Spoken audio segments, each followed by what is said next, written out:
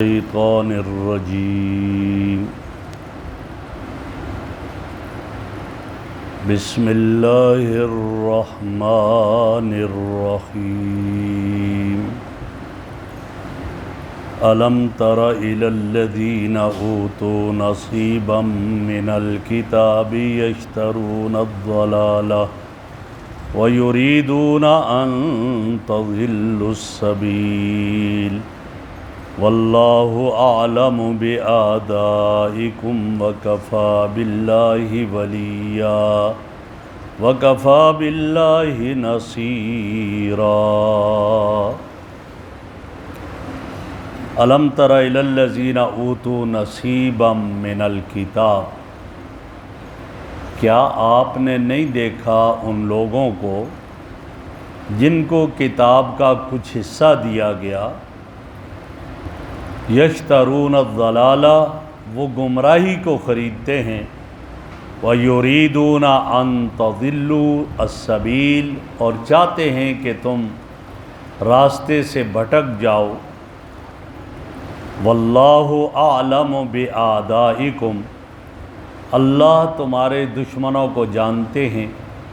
وَكَفَى بِاللَّهِ وَلِيًّا، کافی ہے اللہ رب العزت باعتبار حمایت کرنے کے۔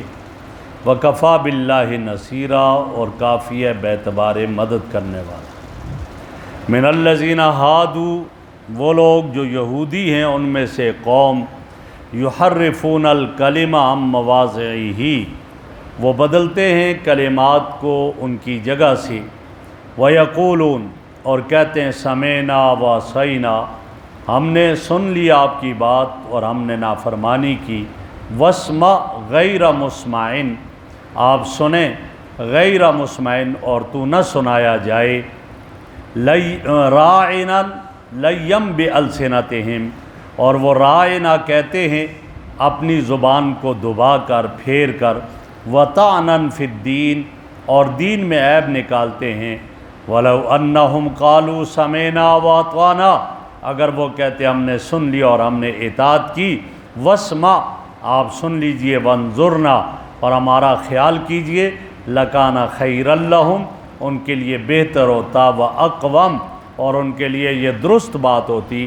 وَلَكِنْ لَعَنَهُمُ اللَّهُ بِكُفْرِهِمْ، لیکن اللہ نے ان پر لعنت کیا ان کے کفر کی وجہ سے۔ فَلَا يُؤْمِنُونَ إِلَّا قَلِيلًا، پس نہیں ایمان لاتے وہ مگر بہت تھوڑے لوگ۔ میرے محترم بزرگوں اور دوستو، اہل کتاب یہود کا تذکرہ ہے۔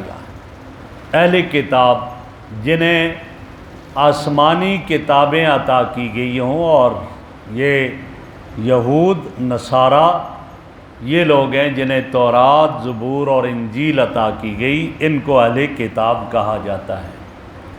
لیکن انہیں کتاب پوری نہیں ملی، کچھ حصہ اس کا ملا اور عمل انہوں نے اس پر نہیں کیا۔ اسی کا تذکرہ ہے کہ آپ نے نہیں دیکھا ان لوگوں کو اوتوا نصیبا من الکتاب، جنہیں کتاب کا کچھ حصہ دیا گیا۔ اب دیا گیا کہ تم اس پر عمل کرو، لیکن انہوں نے انکار کیا، عمل نہیں کیا۔ یشترون الضلالہ، وہ گمراہی کو خریدتے ہیں۔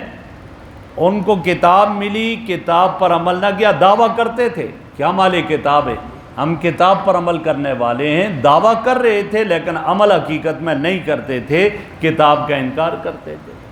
اور اسی طرح آج مسلمان دعویٰ کرتا ہے کہ جی میں قرآن کا انکار نہیں کرتا، زبان سے تو نہیں کر رہا، عملی طور پر انکار کر رہا ہے۔ میرے اور آپ کے ملک کا آئین یہی ہے کہ اس کا آئین قرآن و سنت کے مطابق ہوگا، اور ہمارے ہاں اسمبلیوں میں صرف وہی باتیں قرآن و سنت کے مطابق مانی جاتی ہیں جو ان کے فائدے کے لیے ہوتی ہیں، اور جہاں ان کی گرفت ہو پکڑو اس کو نہیں مانا جاتا، وہ پھر رہنے دیتے۔ اور یہی اہل کتاب کرتے تھے، جو ان کے نفع کی بات ہوتی تھی، فائدے کی، اس کو مان لیا، اور جو نقصان کی ہوتی تھی اس کو نہیں لیتے تھے، اس کو مانتے ہی نہیں تھے۔ لہٰذا یہاں یہ کہا جا رہا ہے کہ یشترون الضلالہ، وہ تو گمراہی کو خریدتے تھے۔ کیوں؟ ان کے بڑے بڑے جو رہبائے تھے وہ سارے کے سارے ان کی بات پر یہ عمل کرتے تھے، اور وہ جو ہے وہ ایسا ہی کرتے تھے کہ اس میں تحریف کرتے، تغیر اور تبدل کرتے تھے۔ اور فرمایا وَيُرِيدُونَ أَن تَضِلُّوا السَّبِيلَ، اور اے ایمان والو وہ تمہارے بارے میں بھی چاہتے تھے کہ تمہیں گمراہ کریں، وہ تمہیں آ کر بہکاتے تھے، تمہیں بھٹکاتے تھے کہ تم بھی اسلام سے دور ہو جاؤ۔ اللہ فرماتے ہیں وہ کہتے تھے تاکہ تم ہماری طرح بن جاؤ، جیسے ہمیں ایسے تم بھی بن جاؤ۔ اللہ فرماتے ہیں وَاللَّهُ أَعْلَمُ بِأَعْدَائِكُمْ، اللہ تو تمہارے دشمنوں کو خوب جانتے ہیں، جب خوب جانتے ہیں تو تمہیں ان کے بارے میں بتا دیں گے تاکہ تم ان سے اجتناب کرو۔ اور فرمایا اللہ ہی کافی ہے باعتبار حفاظت کے اور حمایت کرنے کے، اور اللہ ہی مددگار ہے، لہٰذا انہیں چھوڑو، اللہ سے مدد مانگو، اللہ تمہاری حفاظت بھی کرے گا اور اللہ تمہارا مددگار بھی ہے۔ اب انہی اہل کتاب میں سے بتایا جا رہا ہے من الذین ہادوا یحرفون الکلم عن مواضعہ، یہ لوگ جو یہودی تھے یہ قرآن میں تحریف کرتے تھے، دو طرح کی تحریف، لفظی تحریف بھی کرتے تھے اور معنوی تحریف بھی کرتے تھے۔ معنوی تحریف کیا کرتے تھے؟ معنوی تحریف یہ تھی کہ نبی اکرم صلی اللہ علیہ وسلم کا تذکرہ تورات میں بھی ہے، انجیل میں بھی آیا ہے، مکتوباً عندہم فی التوراۃ والانجیل، کہ آپ کا تذکرہ ان کے لکھا ہوا ہے تورات انجیل میں، لیکن جو اصحاب لکھے تھے وہ کہتے نہیں یہ نہیں ہے، یہ تو اوروں کے بارے میں ہے، دوسروں کے بارے میں ہے۔ یہ قرآن کے معنی میں وہ تحریف کرتے تھے کہ نبی اکرم صلی اللہ علیہ وسلم کے جو اوصاف لکھے گئے تھے ان اوصاف کو وہ دوسروں کی طرف لے جاتے تھے کہ نہیں یہ محمد صلی اللہ علیہ وسلم کے بارے میں نہیں، یہ باقی لوگوں کے بارے میں ہے۔ یہ تو معنوی تحریف تھی۔ اور لفظی تعریف کیا ہے؟ یحرفون الکلم عن مواضعہ، قرآن کے الفاظ کو جو وضع کیا گیا تھا، جو لفظ جس کے لیے تھا اس سے وہ کیا کر دیتے، بدل دیتے تھے، اور بدل کر کیا کہتے تھے، ہاں جی ٹھیک ہے ہم نے سن لیا آپ نے جو کہا لیکن ہم مانتے نہیں، صاف صاف انکار کر دیتے تھے کہ آپ نے جو کہا آپ نے کہہ دیا لیکن ہم مانتے، وَعَصَيْنَا، ہم آپ کے حکم کو نہیں مانتے، ہم اس کے انکار کرتے ہیں۔ وَاسْمَعْ غَيْرَ مُسْمَعٍ، آپ سنیں غیر مسمعٍ۔ اب کیسے انہوں نے نافرمانیاں کی؟ ایک معنی یہ ہوا آپ سنیں غیر مسمعٍ، غیر مسمعٍ کا یہ معنی ہے کہ آپ کو بری بات نہ سنائی جائے، یہ تو اچھی بات ہے، آپ سنیں اور آپ کو بری بات نہ سنائی جائے، یہ تو ٹھیک تھا، لیکن ایک اس کا معنی یہ ہے وَاسْمَعْ غَيْرَ مُسْمَعٍ، آپ سنیں غیر مسمعٍ، آپ کو سنایا نہ جائے، علیاذ باللہ آپ بہرے ہو جائیں، آپ تک آواز ہی نہ آئے، آپ کو بات ہی نہ سمجھ آئے اور سنائی دے، یہ آپ صلی اللہ علیہ وسلم کی توہین یہ کرتے تھے۔ اس طرح الفاظ کو بدل بدل کر کرتے تھے، اور کبھی کیا کہتے تھے وَرَاعِنَا لَيًّم بِأَلْسِنَتِهِمْ، رائنا کہتے لَيًّم بِأَلْسِنَتِهِمْ، اپنی زبانوں کو جو ہے دبا کر اور پھیر کر۔ کیسے؟ رائنا کی بجائے کہتے راعینا۔ اب رائنا کا معنی کیا ہے؟ ہماری رعایت کیجئے، ہمارا خیال کیجئے، رائنا کا یہ معنی ہے، اور صحابہ یہی کہتے تھے رائنا، ہمارا خیال کیجئے، اور یہودی آ کر کیا کہتے تھے راعینا، زبانوں کو ذرا پھیر کر دبا کر، راعینا یا کے ساتھ۔ اور رائنا کا معنی کیا تھا؟ علیاذ باللہ چرواہا، احمق، علیاذ باللہ وہ حضور صلی اللہ علیہ وسلم کی توہین کرتے۔